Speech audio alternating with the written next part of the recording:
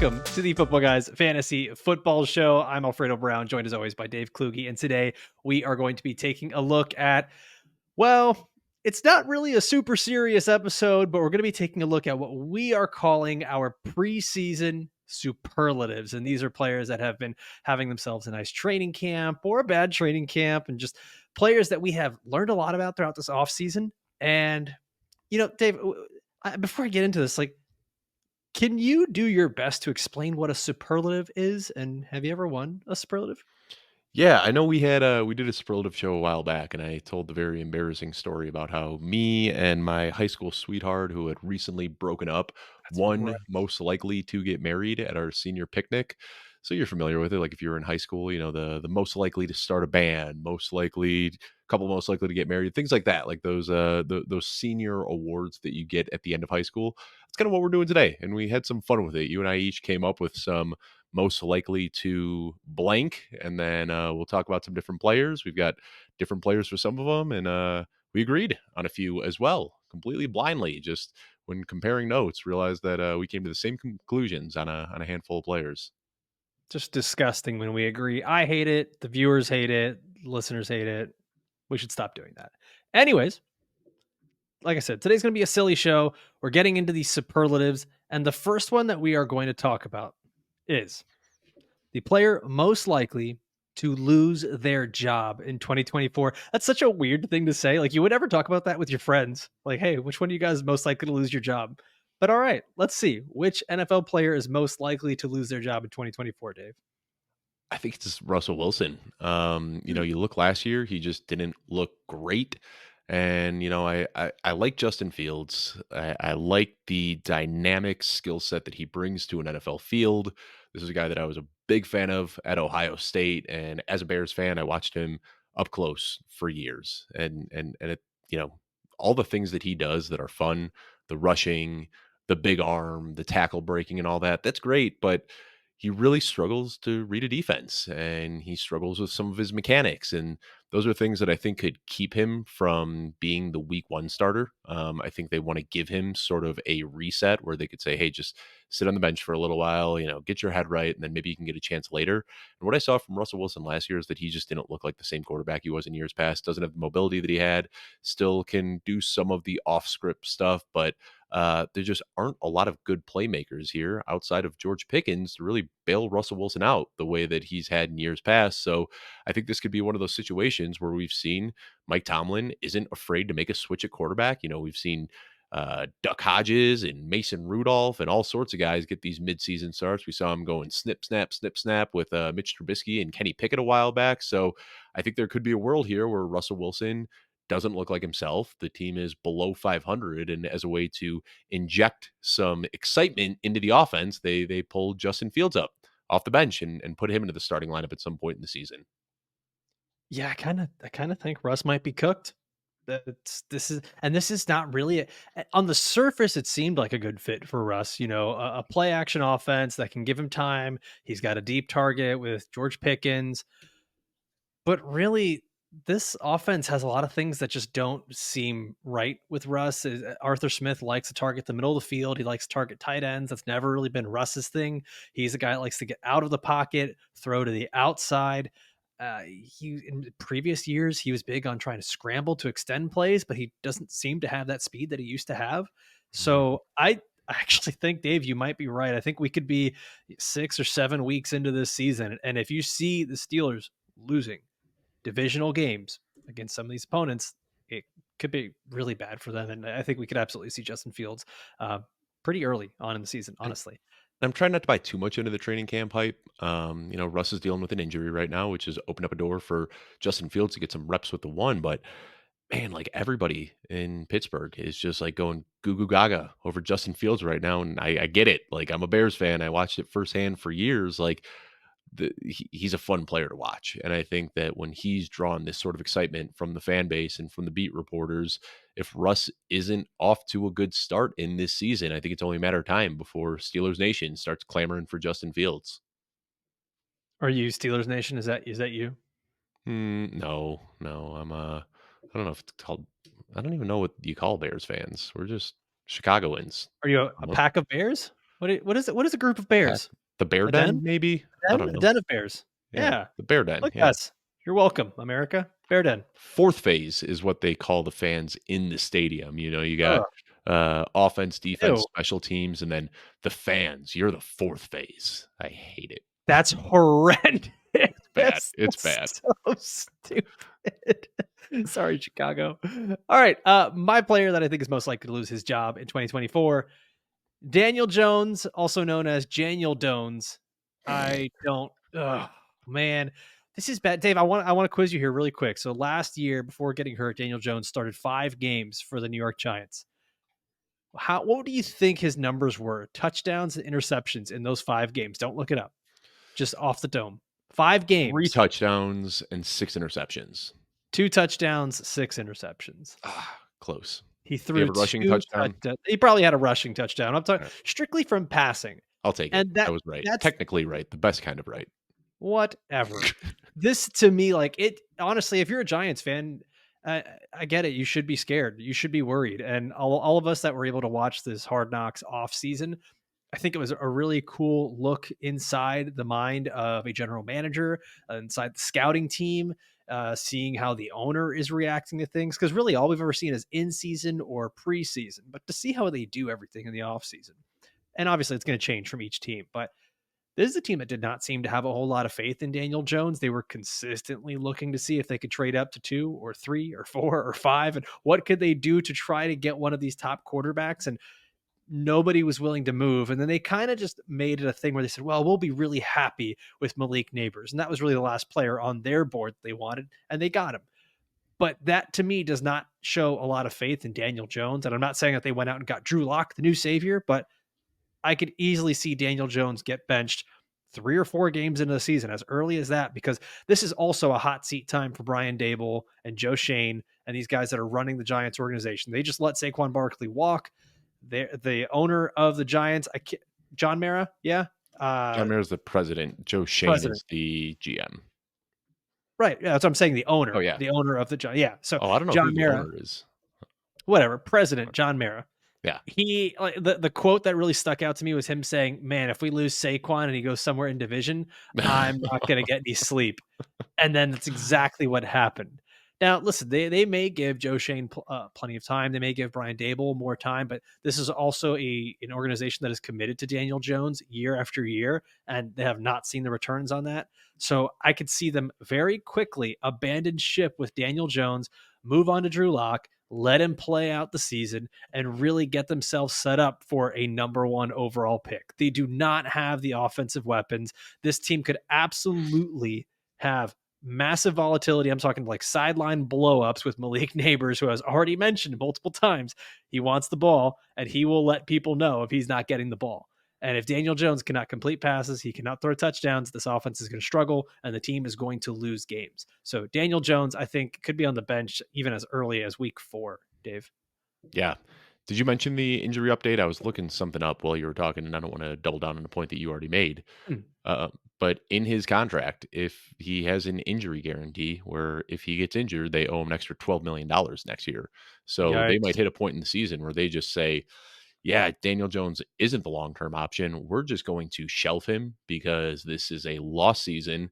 We don't want to be on the hook for an extra $12 million this year. So it might not even be like he's playing so horrendously, but it's like if he's just below average and they know that their plan for the next year is to acquire draft capital and do whatever they can to save some money, we might see them switch to Drew Lock just as a kind of halfway soft tank where they know, hey, maybe we lose a few games with Drew Lock, improve our draft stock, and we save $12 million in the process. So this is one where I know you agreed with Russell Wilson. I agree with Daniel Jones. And I think that's why both of these guys are getting drafted as like the QB 31 and QB 32, because I think a lot of people realize that come the end of the season, they might both be out of a job. By the way, Soft Tank is a great name for a dynasty team. I'm changing all of my dynasty teams title to Soft Tank. All right. I want to remind everybody before we keep moving on here, we got a bunch of ways that you can enjoy this show. First is here on YouTube, youtube.com/at Football Guys Fantasy. Make sure if you're watching to like this video, subscribe to the channel. That way you get all of the fantasy football goodness that you need throughout the year. And also, our videos are going to come out the day before the audio version comes out. So our podcast is available on Apple or Spotify, wherever you get your major podcasts. And we usually have some bonus content at the beginning for you. We also have our Listener League giveaway that is exclusive to our Apple Podcast subscribers. All you have to do is leave a review on the Apple Podcast app, send the screenshot to abrown@footballguys.com. Once again, abrown@footballguys.com. Send a screenshot of your review on Apple Podcasts. If you don't have an Apple phone, borrow someone else's. Take the screenshot, send it to yourself, and then send it on over to us, and you'll be entered to win a spot in the Listener League. All right, Dave. The next superlative we have here is the player most likely to bounce back in 2024. Start us off. Cooper Kupp. I mean, I like to think he could bounce back, and that's typically a losing bet, saying, this wide receiver who's over 30 years old, trending downward, is going to bounce back. But, in the 2 years prior to what we saw last year, Cooper Kupp gave us like the most dominant back-to-back seasons we've seen from an NFL wide receiver. This guy was averaging 25 points per game. Like his floor was 20 points per game. He hit that mark in almost 85% of his games. He scored 30 plus PPR points in almost one third of his games. And then he got injured in the preseason. And when you're 31 years old, dealing with a hamstring injury, it's hard to come back from that. But when we saw him healthy and playing a full snap share and on the field with Puka Nacua, they were kind of splitting wide receiver one duties, almost 50-50 down the middle, looking at pure target share. But Puka Nacua was still the preferred target when they got inside the red zone. Even playing, basically half a season, he still had more red zone targets, receptions, touchdowns, and yards than Puka Nacua had. So, I'm okay drafting Puka Nacua where he's going at the late first. I think there's a little bit of risk there in drafting him, but it's impossible to ignore the ceiling if he takes a step forward in his development. But right now, with Cooper Kupp falling into the third and fourth rounds, he's not all that removed from giving us one of the best seasons we've seen in NFL history. We saw Keenan Allen 2 years ago deal with some hamstring injuries that slowed down his season, and everybody thought his career was done. And then he bounced back last year and was the per game wide receiver 3. So I think, I'm not banking on it 100%. And I think if everybody expected Kupp to bounce back, he'd be getting drafted in the first round again. So I think that there is likelihood for him to bounce back. But really what it comes down to is just his acquisition cost, knowing that you can potentially be getting a top 3 or a top 5 receiver in the third or fourth round. Like I said, not likely, but definitely possible. Yeah, I wonder if I guess this qualifies as a bounce back because he simply missed time last year and he had some off games. Like I guess you just didn't get the value that you wanted or the return on your draft pick. But Cooper Kupp, I think that he's going to be the player that will honestly decide the fantasy season for Much most like Keenan leagues. Allen did last year. Like if you Yeah, drafted Keenan Allen in round 4, boom, congrats, you made the playoffs. right. And that's the thing is I think that if you're drafting Cooper Kupp, there is no middle ground. It feels like this is a swing for you're like one of those home run hitters that you're Mike Stanton. You're either just hitting home runs or you're striking out, and that's essentially what's going to happen here with Cooper Kupp. And if you Like hit that Stanton. home run, I like that pull. I always well, thought of John Adam Dunn Carlos as that Stanton. guy. Yeah, Yeah, yeah. Well, yeah. I was an Adam Dunn guy, but I like it. That's how you can tell I haven't watched baseball in a long time because I called him by his previous name. It's been rough sledding on baseball. All right, I'm gonna give you my bounce back candidate here. It's Javonte Williams, most likely to bounce back after Week 7 last year, after a rough start. And obviously, we remember Javonte Williams was coming off of a really, really tough knee injury, but from Week 7 on, he was actually a top 20 running back in PPR, which is kind of nuts. And then you start to think like, okay, well, he's not going to be getting as many targets or as many catches. There's no way. Russ Wilson isn't there. We talked about this a bunch of times. Bo Nix loves to target running backs. He continues to target near the line of scrimmage. It is still Sean Payton who likes to pass the ball to his running backs. And this, I'm going to read this off of my Twitter because I can't memorize it. But for the people who are worried about what might happen with Javonte Williams, there was a time period there where it was being talked about he might get cut. There was also talk about what do they do with Samaje Perine. I'll say this. The Broncos saved $3 million by cutting Samaje Perine, or just $1.8 million by cutting Javonte Williams. So you save more by cutting Samaje. From week 10 on, Javonte Williams had 65% of the rushing attempts. Samaje Perine had 13%. So we're talking about a guy that continues to, he's had this pedigree of being highly drafted, incredibly talented. He's getting the trust of the coaching staff to run the ball. He's also getting targeted in the passing game. And he's a player that, I mean, we tend to forget how tough it is for these players to come back from injury and how every injury is not created equal. This is not Madden, where as soon as you get the all go and your player's back on the field, they're just playing back to normal. These guys need time. And especially with these injuries, it's usually a 2 year span to return and get back to playing shape. That's where Javonte Williams is right now. Apparently, he looks lean, he looks good. And I think it's just crazy that we can get him outside of the top 30 running backs and throughout the end of the season last year, he was a top 20 running back. And so I think that ceiling is still there for him, even with a guy like Jaleel McLaughlin getting his touches as well. So I like Javonte Williams to bounce back, Dave. Yeah, I like Javonte Williams and I like Jaleel McLaughlin. I'm drafting both frequently. I'll draft them both in the same draft.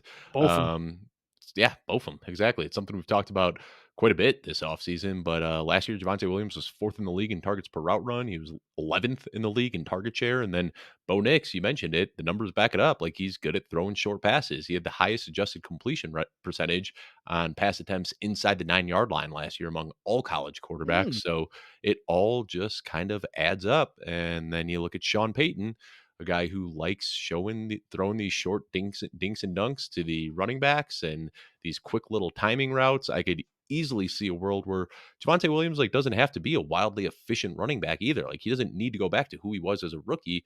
He can just maintain this role as a pass catcher, and with better quarterback play, he could easily break out and bounce back.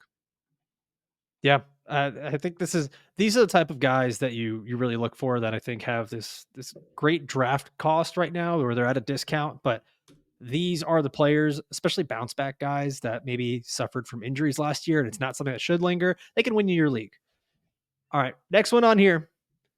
Most likely to be a waiver wire league winner. This is a tough one because you're not Mhm. like if the player is good enough, normally they're getting drafted. And we just did our episode, by the way. Go back and listen to that where we talked about the players to select with your very last pick in your drafts. And I have a little bit of I'd say crossover all here. 8 of these guys could have taken this title realistically, like all 8 guys that we discussed on Wednesday's show. Honestly, that's all I did was I went back to that and I was like, well, okay, let's see if that player is not getting drafted. This is the player I think will end up being the waiver wire league winner.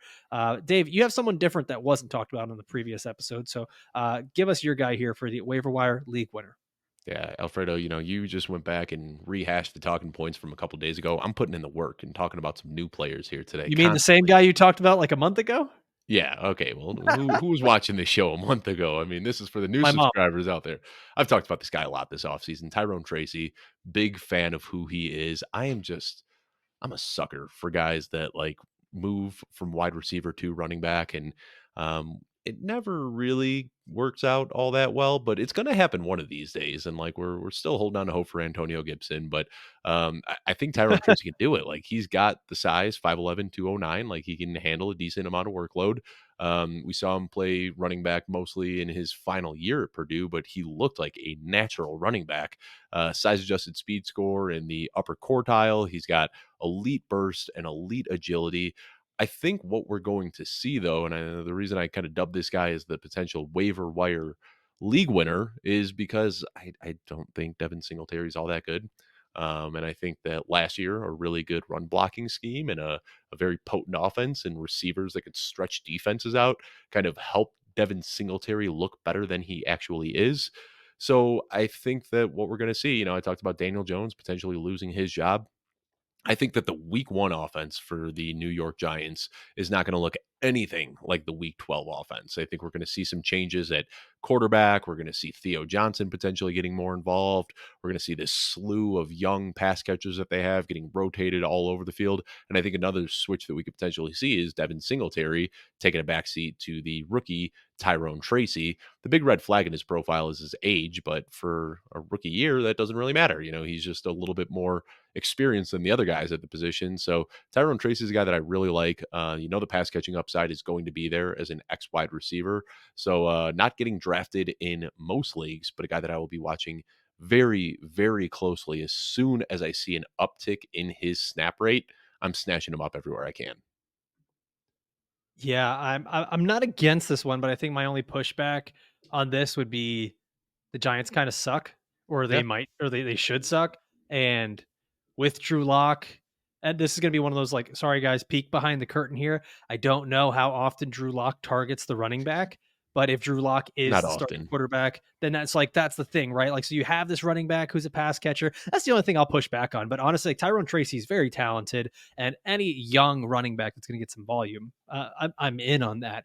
Yeah, those are the only things there that would bother me, right? Is like it's just not great of a team, and is he going to get the touches, that the high value touches we want, catching the ball? Now I'm going to give you my guy, and I think I've mentioned his name at least 17 times this offseason, and this is more of me just continuing to plant my flag on Ray Davis as an extremely talented prospect, a guy who I think was underrated by many in the dynasty community that was watching a rookie come out because he's a little bit older. But this is a player who had multiple 1,000-yard seasons in college, did it in 3 different programs, was able to compete at the highest level in the SEC.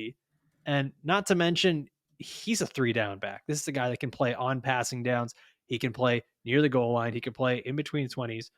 This is a good running back. It's as simple as that. He's on a good offense with the Buffalo Bills. And this is not something where I think he is going to overtake James Cook and become the lead guy. I think that James Cook is a little too talented for that to happen. At best, we get a 50-50 split. But this is what we talk about all the time, Dave, with contingent upside, and that if a player like James Cook were to get injured, especially later on in the season, smaller running back, you get the wear and tear. The Bills are going to want to lean on someone, and Ray Davis has that 3 down skill set. So I think he's going to be involved early in the season.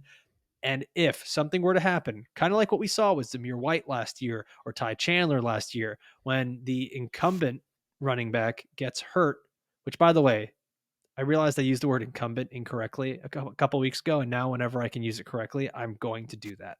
I'm just going to shoehorn it into the podcast as often as I can. But my point here was that if we get a guy like Ray Davis who's got the 3 down skill set, and we lose out on the, I guess, incumbent starter that's there being James Cook, and those touches become available. Yep, I did it again. I'm One more before you're done. incumbent. There we go. I did it. That's it. I'm done. Incumbent. No, I like Ray Davis. We talked about him on Wednesday show, so I'm not going to beat a dead horse here and Yeah. rehash all the things that I already said. Very good running back, pass catching upside, very good offense. I worry about James Cook seeing the role that he saw last year, where his efficiency fell off a cliff. I think they're going to reel back his workload a little bit. So Ray Davis, you say a waiver wire league winner. I say Ray Davis is a guy that you shouldn't walk out of your drafts without. Like, if you could just draft him in round Oh, 16, draft him, because we might see that week 1 rather than blowing all your fab on him after week 1. Good late round target as well. absolutely, and that's what we said in this last episode, right? About best last pick to make, and I want to leave every single draft with him. But I've got a feeling that most leagues, unless you're playing fantasy football in the state of New York and you're in the city of Buffalo, you're probably not seeing Ray Davis get drafted a whole lot in fantasy leagues. So that's why I think he'll probably be a waiver wire league winner. All right, let's go to the next one here. We're gonna get a little bit I hate this wackier, question. I hate this one. zanier, sillier. Watch out, everybody. If you're into serious stuff and you're into like high level analysis, look away. Because this next one is the player that is most likely to quiet quit. Yeah, all you millennials out here quiet quitting. This is who is going to give us the bare minimum on the season when they just don't have anything left in the tank. Dave, who do you got? Yeah, I'm not a big fan of this one because, like, you're asking me to take a pot shot at somebody's character that I've never met before. But Okay, whoa, hold on. They are not going to give us the bare minimum in terms of their effort.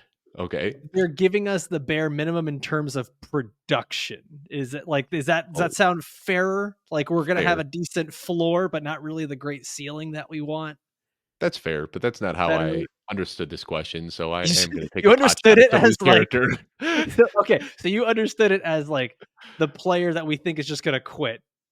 Yeah, and, All right, I mean, probably we've should seen explain this. Stefon Diggs do it in back-to-back years Oh in no. Buffalo. You look at his splits from the first half of the year to the second half of the year in 2022 and in 2023, and, fell off a cliff in back-to-back years, and it wasn't a skill-related issue. A lot of it seemed like an effort-related issue. So That was him being the top dog on a front runner in the AFC.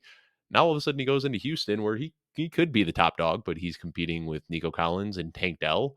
And he's competing for targets with a quarterback that already has a rapport and a chemistry with those two guys. So I could see a world where halfway through the season, Stefon Diggs isn't getting the targets that he wants, and we see him start giving up on routes like he was in Buffalo, dropping easy passes, and having a lot of effort related issues. I don't want to talk about this anymore. It makes me feel icky, like just saying that this guy might quit on his team, but gotta That feed the wasn't content machine. the topic. It wasn't who's gonna quit on their team. It's Well, I quiet quitting misunderstood it. is you show up and you're just okay. I'm gonna No. change this one. This shouldn't. Oh, I did a poor job at labeling this, and I'm sorry to the audience. Uh, All right, Stephon here we Diggs. go. I hope you're like this doesn't somehow get to him. You know, Production team, do not clip this. Do not put this do in social not tag media. Stephon Diggs. Someone's gonna do it. You should have even said anything. Uh, Dave Kluge quiet quitting on the podcast as we hmm. speak. You're like, ha ha ha. Yes, I am. All right, my guy that I'm gonna pick here for quiet quitting, Ezekiel Elliott, and it's not so much that Zeke is not trying. I just don't think he has it left in the tank, man. Like, I think he's going to try to go out there, and the Cowboys are probably going to line him up as the starter. And my guy just does not have it. Dave, remember those final 6 weeks of the season where Zeke Elliott was a top 24 running back in 5 of those final 6 games? Caught a ton of passes. Yeah. Yeah, he did. He caught a ton of passes. Can I tell you what his average yards per attempt were? Yes, 2.7. Really close. 3 yards per attempt No, on it 2 wasn't pretty. on 2 sorry, I'm losing it here. On 89 carries. 265 yards on 89 carries, 3 yards per carry. Yikes. This was just rough, man. Like, and that was uh, he doesn't have it. Like, he doesn't have it. And I think that the scary thing here is that I don't know that any of the other running backs on this roster have it. And so I think that if you do draft Zeke Elliott, you're kind of stuck in this thing where you're like, well, I drafted him. He's a starting running back, and I'm going to put him in my flex because you never know. He could score a touchdown and fall in the end zone or catch a couple passes. But it's going to be the guy that he's going to be consistently getting you 7, 8 points per week, not really helping your team. And then as soon as you're ready to give up on him, boom, he catches a touchdown. And it's just a big boost for your team. And you're like, oh, Zeke's back. All right, cool. 16 points this week. And then you're right back to getting 7 or 8 every single week. Unless the Cowboys go out and they make a trade or they get someone off a waiver wire, which I think they very well could do. I don't want Zeke. There's no really upside with Zeke this year. Yeah, I don't mind drafting Zeke where he's going. Obviously For there why? are For uh, what reason? that he's could potentially see 200 touches in the Cowboys offense and could fall into the end zone 15 or 20 times. It's kind of the same thesis as a lot of the other guys that are going earlier in drafts that are This also is so showing us the opposite. This is so efficiency. opposite of Dave Kluge. Like, you love the high upside guys, and this is almost no upside with Zeke. Yeah, it's tough with running backs because like when I'm taking shots at like the very very end of my draft, yeah, that's when I'm swinging for athleticism and youth and the spark scores and the RAS and all that good stuff. But the way the NFL operates, we see these kind of dusty veterans, they don't just go away. And especially a guy like Zeke Elliott, who like might as well have a star tattooed on his forehead. Like he is a Dallas Cowboy through and through. He knows everybody on the team. He knows the offensive line. He knows the head coach. He knows the GM. Like he knows everybody here in Dallas. I think that's kind of the out with Zeke is that like he might not be the most efficient guy, but he might still see 200, 250 touches. And if he gets that workload, he might fall into the end zone 20 times. So I think you're right that there are going to be some weeks where he's just going to give you nothing, where he's going to get 15 carries for 35 scoreless yards. And those weeks are going to hurt. But I think that there's also going to be a decent week to week ceiling here where he can go for 60 yards and 2 touchdowns and give you an RB1 finish on any given week. So he's so cheap that I'm willing to draft him here and there. But that's also on best ball right now where people aren't as That's happy what I was about Zeke. thinking. I think once we get closer to redraft season, then people are going to see, oh, wow, Zeke Elliott, Dallas Cowboys, round 5. And if that's where he ends up, then I'm completely out. But if he stays in like the round 12 range, I think I'll keep drafting him from time to time. You're disgusting. You're I sick. know. Let's move on. Now, this is going to be the rookie that is most likely to disappoint drafters in 2024. We have the same player, so I think we can do this one relatively quick.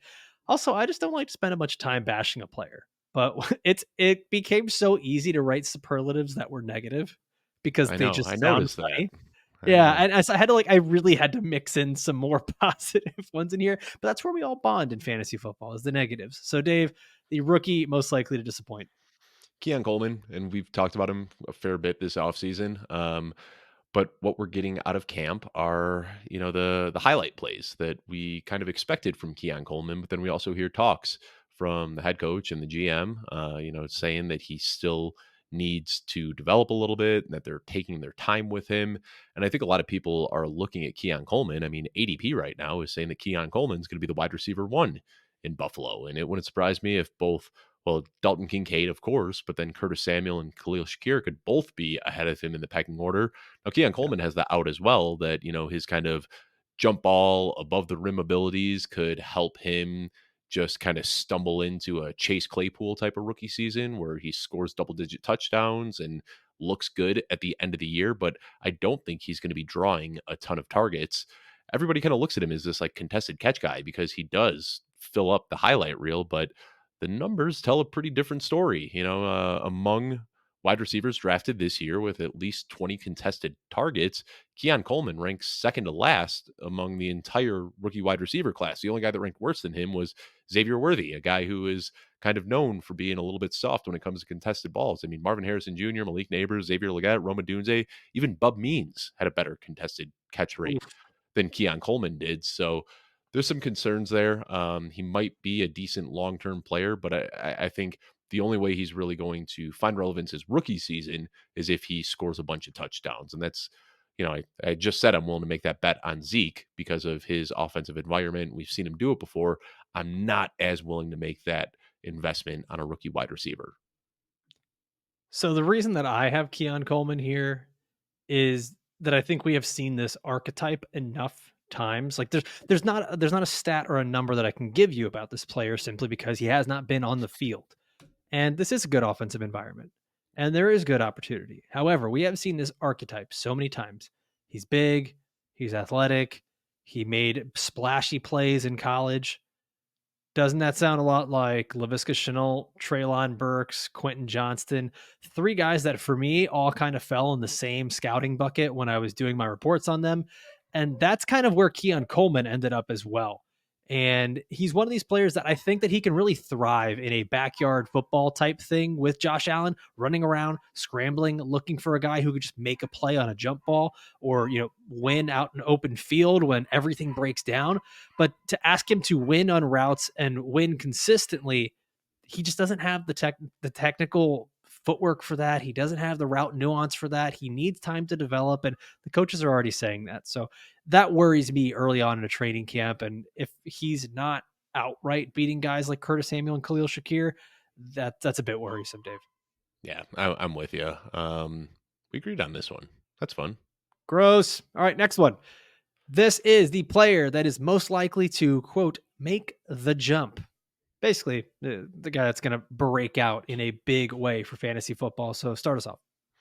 I'm taking the layup here. I'm not going super deep or anything like that. Garrett Wilson is a guy that we know is good. 7th in the league in Praise him. target share last year, 3rd in the league in air yard share. He's just a good football player. Like the underlying metrics tell us that. He was 65th in catchable target rate last year, despite having a pretty mediocre A dot. Like he was close to the line of scrimmage, and they still couldn't get the ball to him. Now with Aaron Rodgers there, Aaron Rodgers doesn't need to be, 2016 Aaron Rodgers. He doesn't need to be playing at an MVP level. Aaron Rodgers could give us 70% of who he used to be, and it's still significantly better than what we saw last year from Zach Wilson and whoever else was playing quarterback there in New York. So Garrett Wilson, you watch him on film, you look at the numbers, just a good all around football player. So when you say make the jump, I look at that kind of where we're going to be valuing him next year, where we're going to be valuing him in dynasty leagues. I think after this season, we're going to be looking at Garrett Wilson through the same lens that we look at CeeDee Lamb and Justin Jefferson and Amon-Ra St. Brown and Jamar Chase as one of those blue chip elite wide receivers in the league. Yeah, I think it's very possible. I think that everything there with Garrett Wilson, the interesting thing is that it doesn't really hinge on his talent and or being healthy. Everything there hinges on another player, and that other player is Aaron Rodgers. And if Aaron Rodgers remains healthy, that's where we see the success for Garrett Wilson. But I'm not going to say that I'm apprehensive about him because I'm not. I'm not saying like, oh, Mike Williams and Malachi Corley are going to take targets from him. I'm still just apprehensive about this Jets team and the Jets offense in general. But I do think that if there is a layup of a player that just has the talent to be talked about in the elite status, David, I think you're right with Garrett Wilson. I'm going to give you my guy here. And it's another player where I'm just going to continue to plant my flag because if he's healthy, and that's always the big thing in fantasy football, and everyone gets really annoyed with this. If he's healthy, he's a good player, and it's Christian Watson. And I'm not going to beat a dead horse here with the hamstring injury thing and how the muscles have changed, and he's visited specialists. He fits the archetype of the player that can break out pretty easily. Top 10 offense, top target on the team, major touchdown upside, incredible athletic profile. And we've already talked about this a bunch that when he plays, when he's healthy, even with other players on the field, he leads the team in target share, first read targets, yards per route run, end zone targets, first downs per route run, all those fun metrics that mean that a player is good at football and can be productive for fantasy football. And so when I'm looking at all these numbers and seeing, man, this guy's on par with Deebo Samuel and Devontae Adams and Cooper Kupp when he's simply just on the field, and I think that we've only scratched the surface with the Packers and how good their passing offense could be, which by the way, they've got a pretty easy schedule if you're into strength of schedule stuff preseason, which I'm normally not, but it proves my point here. So I'm going to believe it this time. They have a pretty easy schedule for quarterbacks and wide receivers early on in the season with secondaries that they're going up against. So I listen, I think that Christian Watson is the guy who we don't see a player get targeted in the end zone quite as often as he has. It's a very weird thing. He's become such an odd outlier that I don't think we have anyone to compare him to, Dave. Like I don't remember a player that was this maybe not polarizing, but this volatile that when he's on the field, he's fantastic. And then he's just gone for like half the year. I don't remember the last player that was like this. Deshaun Jackson, maybe? Okay. Man, you pulled that out of your pocket. That was a that Yeah, was I a mean, good that's one. the first guy I could think of that was like when he was on the field, game breaking speed, could take the top off any defense, kind of limited in his skill set, but constantly injured. And you just knew like you were plugging him in your lineup every single week because you'd take the highs and you'd take the lows, and the highs were really high and the lows were really lows. That's kind of what we've seen through so far through this point in his career, kind of what we've expected from Christian Watson. Yep. All right, next one on here. The player most likely to go supernova is going to start out hot, burn bright, burn fast, but burn out quick. We see it every year where there's always a player Mhm. that within the first 4 weeks just goes absolutely bananas, or even the first 6 weeks just starts off great, and then things really cool down. And there's always those people that like when we say you should go and trade this guy, he's going to go downhill soon, and everyone's like, you don't trade away a player who's playing this well. It happens. So Dave, let's start this out. I will say we've made mistakes before on this. We've seen guys like Raheem Mostert start hot and finish hot, but then we've also seen guys like Adam Thielen start hot and cool down. So Dave, who are you going with here? Travis Fulgham. No, I'm totally kidding, but that's who we should That was name this reward reach, after. Like, we should have the reach. Travis Fulgham Trophy, and this is who this Yes. one goes to. This one's tough, and I think when I was looking at this question, what I tried to do is, look at that typical dead zone running back that we talk about so often. And yeah, we've said that the dead zone is pushed to a point that a lot of these guys are, uh, the value is okay because they're pushed so far down draft boards. But what I'm looking for is a guy on an offense that might not be very good, a guy who is aging, a guy who has younger competition in the backfield, and Gus Edwards checks every single one of those boxes. What he did last year was beyond surprising. Scored 13 rushing touchdowns, and now he is reunited with his, well, not reunited, but he is united in a way with his old coach's brother. So similar system. He's back with Greg Roman as Right. well. I understand the excitement for Gus Edwards. I really do. But just betting on an older guy who has never really been a workhorse back to be a workhorse back, I just feel like there are a lot of red flags here, that he can kind of lose that role over time. I'm not the biggest Kamani Vidal fan. I've got some concerns about J.K. Dobbins, but I think that's the issue is that when we look at these dead zone running backs, everybody always like, well, who else is going to get the work? And it doesn't need to be like, well, we're going to take these 22 touches per game that we were giving to Gus Edwards and we're going to give them to Kamani Vidal. It doesn't need to be that dramatic. Like if you look back at Mike Davis, who was, I think, just like the poster boy for a dead zone running back a few years back, it's not like he immediately lost his job to another guy. It's that he went from like 24 touches to 22 touches to 20 touches to 17 touches to 13 touches. And it just slowly faded away. And those touches weren't given to one guy, they were spread across to Cordero Patterson and Quadre Olison and different guys. And uh, that's how we see this happen. It's not a one to one, this guy's bad, so we're going to give all of his touches to another guy. It's just that it gets reeled back 30 or 40%, and those touches are split up among other guys. And then all of a sudden, that guy is essentially worthless in fantasy. And I could see that happening with Gus Edwards, where he starts off with 20 plus touches per game for the first few weeks. And by midseason, J.K. Dobbins is getting 5 touches a game. Kamani Vidal is getting 5 or 6 touches a game. And then all of a sudden, all that's left over for Gus Edwards is 8 to 12 touches per game in a not great Chargers offense. So I think Gus Edwards probably could end up the winner of the Travis Fulgham Trophy this year. Wow. Okay, I kind of like that one. That's a really good one because we all agree the Chargers are going to be running the ball quite a bit. Gus Edwards probably gets the nod there. I think, despite all of the excitement over J.K. Dobbins, I think that's why you go out and you get Gus Edwards as early as they did in free agency. I'm going to give you my guy, and it's similar. It's one of these. Let's call him middle management. That's what he is. It's middle management running backs that are being given CEO opportunities, and it's just like, you're not the fit, dude. Like, you're not meant for this role. And that's okay.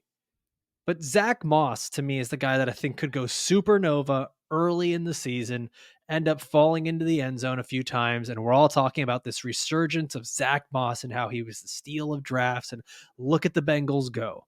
Which, honestly, that'd be a weird start for the Bengals anyways, because every year they start off like 0-3 and they're horrible to start the season. But Zach Moss could be the guy that's getting just a ton of volume early and getting those goal line looks. And I think that a lot of us are remembering the games that he had with the Colts where he was the only running back, not what happened when he was in a committee. And every time that Zach Moss has been in a committee, he has not been a guy that you could rely on. And that's what we're going to see in Cincinnati. We are going to see Chase Brown getting a lot of work on this offense. This is first and foremost a passing offense. And that's what they're going to continue to do with Chase Brown being on the field, who, by the way, Chase Brown is the guy that gets a ton of explosive plays.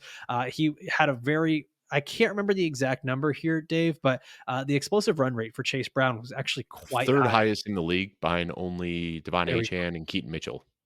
Yeah, I knew it was up there. I just couldn't remember where he was in the ranking. But Zach Moss is not exactly that guy. And not only could we see him sort of flame out early, but I think we could just see him become a whole lot of nothing by the end of the season. And Chase Brown could actually be that guy who sort of takes on this James Cook-esque role that we've been wanting to see all these kind of smaller receiving backs get. And so that's why, for me, Zach Moss, it sounds nice in theory. This guy that, okay, finally, he's getting the opportunity, he's getting the volume. It's the same thing with Devin Singletary. It's these middle management running backs being given CEO opportunities, and I don't want any part of it. Yeah, I'm with you. And Zach Moss was a guy, like, as soon as he signed with Cincinnati, I was like very bullish on. Like, my immediate reaction was like, cool, Zach Moss, top 24 running back. And then just the more I dug into it, the more I've started to pull back a little bit. Zach Moss last year, we remember like getting top 5 outings out of him in Indianapolis. And that was weighed heavily by a very, very high opportunity share, and I don't think That's he's what I was gonna be gonna afforded say. that same opportunity share in Cincinnati. Like, you look at his efficiency, that's what started to scare me away a little bit. Like, he didn't Mhm. rank inside his best rating from an efficiency standpoint was yards per touch, where he ranked 29th among running backs, but that's very much so an offensive line stat. Good offensive line can help you get more yards per touch, but you look at his EPA, which takes offensive line and quarterback play and all that out of the equation, he ranked 124th among running backs. That is in the bottom 10th percentile. Um, Good there was just pull. really nothing in his efficiency profile that tells us he's a good running back. We just remember the good finishes when he was getting 30 touches a game. I said when talking about Gus Edwards that a lot of times we could just see these touches get pulled away from the RB1 and dissolved among other running backs. I think this situation in Cincinnati is different, where there is a legitimate threat behind him to take away a lot of work early, like we saw last year, where Ty Chandler just kind of kept nipping at Alexander Madison's heels until eventually he became the starter. I think we could see that with Chase Brown as well. I think a lot of people have this idea that Chase Brown is just kind of this like little scat back who's going to play on third downs, but you look at what he did at Illinois, like he was shouldering a very, very big workload. I don't know if they want to give him that same workload in the NFL, but he can do a lot more than just get out in space and make big plays. He could also run between the tackles and catch passes. So I think he being there could end up just slowly chipping away at what we're expecting Zach Moss to handle. Yeah.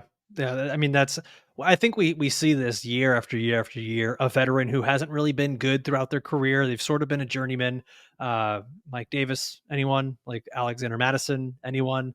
These things all ring a bell, and that's why it's just smart to avoid these type of players going into your fantasy football season. All Yeah, right, next one here. I have a running Yeah. joke actually that I've hit on every Haha. single Get year. it? Running joke? Running back now? All right. Yeah, we It's we good. tried. Yeah. I hit on it a couple years back where I said this year's Chase Edmonds is Mike Davis, and it ended up working. And then the next year, I said, quote tweeted that same tweet and hit with Alexander Madison. And this year, I keep wanting to like go back because I've got 4 years running where I've hit on Chase Edmonds and Mike Davis, and last year hit on Alexander Madison. And I keep wondering who the guy is going to be this year that I want to label like the dead zone running back to avoid. And I keep falling back to Zach Moss. I think he's the guy that is going to get my running back dead zone stamp of disapproval. Yeah, I think I'm there. Like, 'cause remember, he couldn't beat out Devin Singletary for the role in Mhm, Buffalo. mhm. Like, this was so, like, if there's a guy that I think you're gonna end up putting there in that tweet, which, by the way, go follow Dave Kluge on Twitter, at No, Dave Kluge. don't, really don't. Do You it. don't want to. No, no, he It's needs it. He needs it. He has a very small following, a very mild-mannered followers. All right, next category here. The player that is most likely to break your heart, be a bust. Dave, you've been poo-pooing on this guy all off season. And the commenters don't like it, Dave. But you know what? I like it. I think this is a good pick here. Go for it. yeah, Devontae Adams going into his age 32 season, just coming off the fewest yards per game since 2017. His yards per game have trended down for 4 straight seasons. Quarterback play, whether it's Aiden O'Connell or Gardner Minshew. I don't know. Have you seen the reports out of Las Vegas where they're saying that like both of these guys are basically playing for QB2? Like no guy has stood out. They've both been horrendous. Like it does not sound good right now for the quarterback situation in Las Vegas. On top of a sketchy quarterback situation, you also got increased target competition now in Brock Bowers, and drafters don't seem to care. Like he's still going at the top of round two, still being drafted as a back end wide receiver one. I think Crazy. the only way Devontae Adams can pay off at this ADP, I don't even know if getting traded to New York would do it. Like maybe it would because of the connection with Aaron Rodgers, but then he's still competing with Garrett Wilson. I just don't see a path for Devontae Adams to pay off at his ADP. And I could be wrong. He could be one of those guys that just defies age and bounces back. But what we're seeing over the last 4 years is a guy who is slowly trending down in usage and yardage and efficiency and is in a bad situation right now at 32 years old. So it could happen, but over the last decade, we've only seen 6 wide receivers age 32 or over go for over 1,000 yards. The odds are against him. Devontae Adams, love the football player, man. Like, still one of the best receivers out there, but sometimes wide receivers are a product of their environment, and this environment in Las Vegas just scares me away. Yeah, I'm with you on that. Those reports have been very, very weird to hear. Um, I don't know what the Raiders were doing. They didn't end up getting a quarterback that they really wanted. I think they kind of just figured if Aiden O'Connell doesn't work out, well, Gardner Minshew is good enough to help us maybe Yeah. get to like a wild card. Like I don't know. Like to me, like that's the NFL version of quiet quitting. These teams that just go into the season with not really having a good quarterback. I'm sorry, Raiders fans. Like I actually want better for you. I love the Raiders. I think they're a really fun team, Antonio Pierce. But yeah, that situation doesn't get me excited. And I'm going to talk about a similar situation. And the player that I want to talk about here is Will Levis. This is it's Ooh. worrisome. Yeah, and it's let me say this. I'm going to give you this caveat. I don't think that he in particular is a fantasy football bust because you're not going to be drafting him very high. And most people in fantasy football are probably just drafting him as, or not even drafting him. They're probably picking him up off the waiver wire or getting him as a last round pick as some sort of second quarterback that could be a lot of fun. What worries me here is I don't think he's going to start the full season. I do think at some point he gets benched for Mason Rudolph. And I think that you're going to see teams like the Titans, the Giants, the Raiders all vying for that number one pick because they simply don't have a quarterback that can handle the workload. And so with Will Levis, this is more about him being a bust for the players on his team and guys like Calvin Ridley not mattering as much, DeAndre Hopkins not mattering as much, the running backs may not matter as much. Well, actually, they could matter even more if he goes down because Mason Rudolph loves targeting running backs.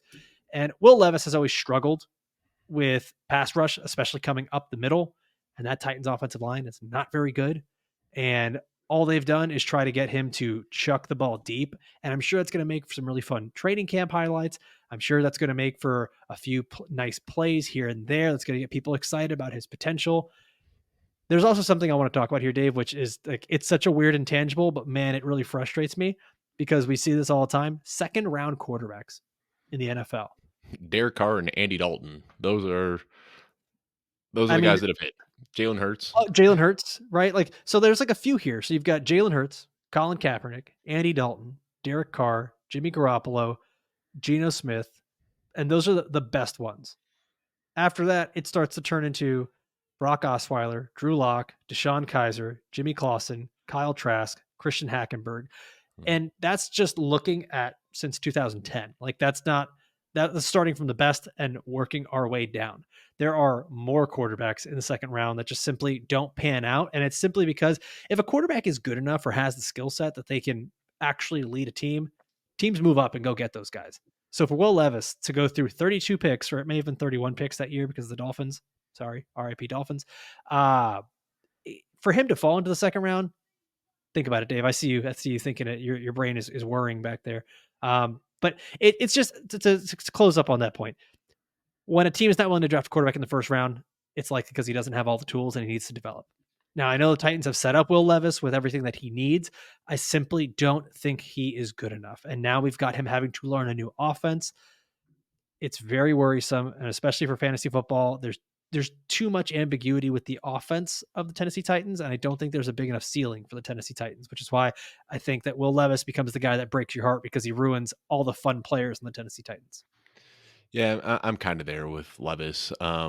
And I want to like him. Like we talked about this, right? Like he fits the archetype of quarterback that I like. He's like our modern day Jay Cutler or our Jake Plummer, like whatever you want to, just the guy that just goes Shane out there. McMahon, Who? McMahon, Jim McMahon? Jim Yeah. McMahon. Yeah, I guess you could throw him in there, dude. Just a gunslinger, a guy that really likes to just force the ball downfield, plays with a lot of heart.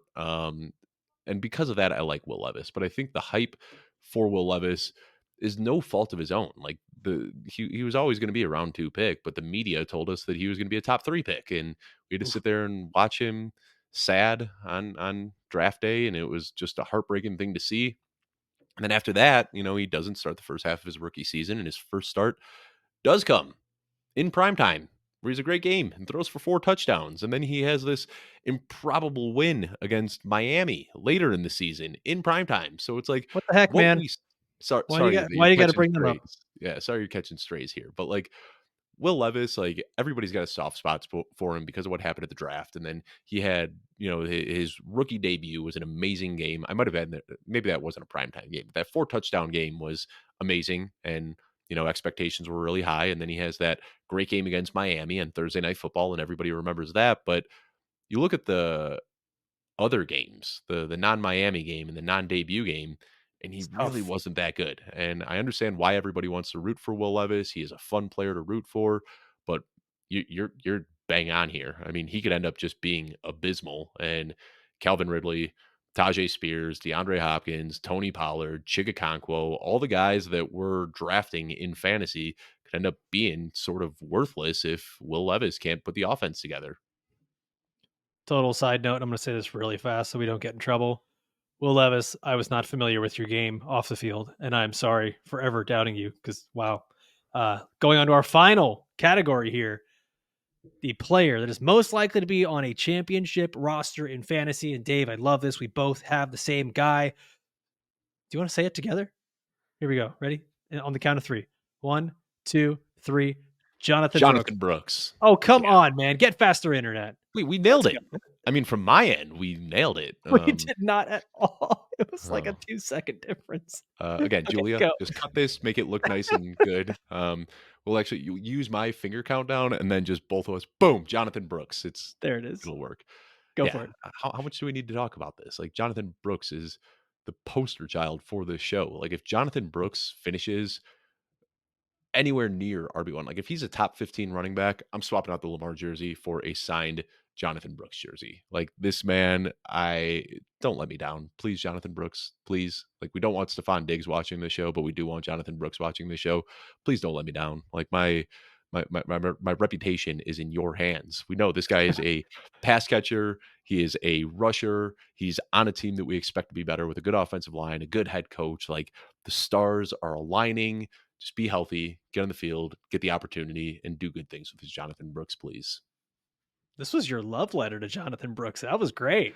I mean, I've spent like how many shows have I talked about Jonathan Brooks throughout Yeah. this offseason? And I've talking about all the fun metrics, second in college football in targets per route run behind only Travion Henderson. Led the league led all college running backs in breakaway run rate. PFF had him graded number one as the for his rushing grade, number two for his receiving grade. Like I can give you all the numbers, but at the end of the day, like he needs to be healthy and the Carolina Panthers offense needs to take a step forward. If those two things do happen, Jonathan Brooks is undoubtedly going to be a week league winner this year. Yeah, it's all about the things we've talked about, like Dave Canales, the head coach for the Carolina Panthers, and his philosophy of using one running back.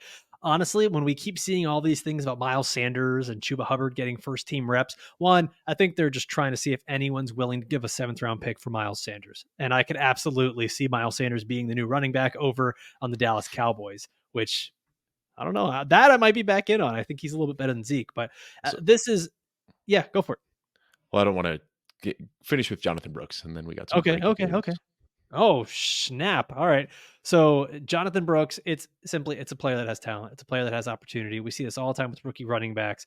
And as the season goes on, he's going to be getting more opportunity with the way Dave Canales has everything set up, man. I would not be surprised if we're looking at Jonathan Brooks getting a complete workhorse role, getting used in that passing game and being a security blanket for Bryce Young.